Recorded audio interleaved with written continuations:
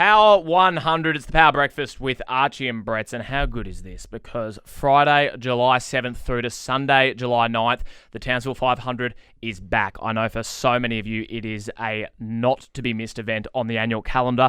And joining us right now in the studio is one of the drivers who will be partaking in those supercars. In fact, taking part in his 300th race while here in Townsville. It is Nick Percat. Nick, welcome to the Power Breakfast. Oh, thank you. Thank you for having me. Mate, I mean, we'll talk about Townsville and how big of a race that is, number 300, but just to wind the clock back a bit, I mean, you've had such a celebrated career since first being signed back in 2007, and I know that you won Bathurst 1000 on your first attempt. Yeah, yep.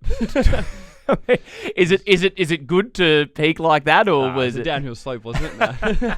Talk us through the memories of that time, mate. Obviously winning Bathurst, crazy. So I was 22 or 3. Yeah, first main game supercar race with Holden Racing Team and Garth Tander, which is amazing. And then from then on, it really set up my career, I guess, and had some amazing times since then through winning Adelaide 500, been on pole position here at Townsville, which is really cool, and just had a very good career through my time with Brad Jones Racing and now at Walkinshaw Andretti United.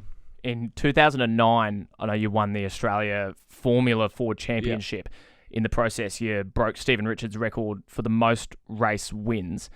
When you're winning that much in your position, are there wins that stand out? Does it ever become less special? Sounds a bit harsh, but does it ever become just routine to be winning at that stage? No, I wouldn't say routine. I wish it was like that now. It's I think all of us that came through those categories. I was racing against Chaz Mostert for majority of my junior career, and I won in 2009, and he did it in 2010, and then we met each other again in the Super 2 category, and we battled it out. And I guess when you're in the junior stuff, you have to be winning. There's no choice, you're either winning or you're probably not going to have a career. So it's that's all you care about, all you want to do. There's obviously race wins in there that you remember because they're pretty key points in your career. And then, once you get to supercars, you're racing against guys that have always won.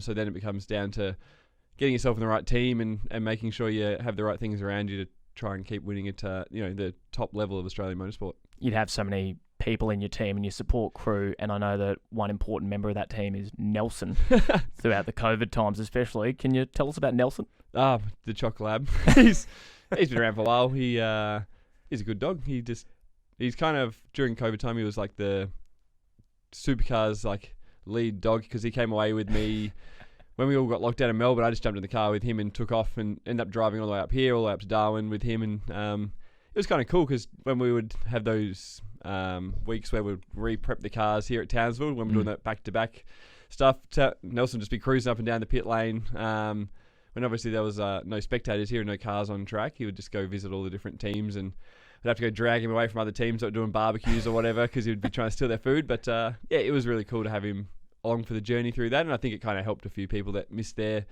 dogs and families back at home and had they could just go give Nelson a cuddle or play with him. So it was pretty cool. Mate, my dog, whenever we start the car back in Brisbane, I can barely go into first gear without her going berserk and barking. There was no problem with the sound of the cars? No, he just kind of slept. There'll be days where we'll do 10-hour, 12-hour drive heading up the middle of Australia, and he wouldn't care. I stopped and made him have photos at Alice Springs and cool little places like that along the way, but he just slept. Mate, out. I wish I could do the same. Townsville 500, mate, it'll obviously be your 300th race, and I understand the first time you'll be racing in a Ford.